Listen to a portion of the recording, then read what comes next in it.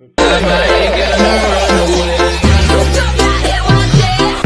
used to hide under the covers, staring at each other with various melodies. Hi everyone, I'm John Legaran. Today, we're gonna learn how to determine the condition of a dry cell using a multimeter. So, in this activity, we're gonna need a multimeter. We have here an analog multimeter and a battery. This is a double A. This is a double A carbon battery having a voltage of 1.5 volts. So now, before checking our battery, let's set first our multimeter. Now, we have to set our range selector to ohmmeter. So let's put it 2 times 1.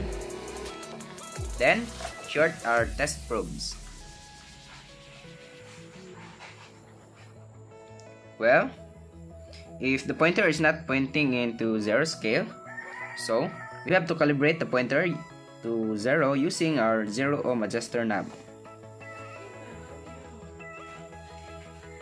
It is important so that we could have an accurate measurement. So now, let's start. We have to put our selector range to voltage meter or in DCV.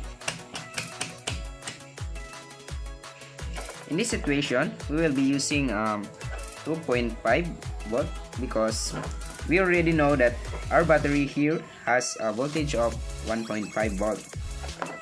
And we can't use 0.25 and 0.5 because it exceeds their capacity to measure voltage and in order to prevent overload. Then, we can also use 10 volts, but 2.5 is the nearest and it is more accurate than 10 volt. So let's try it.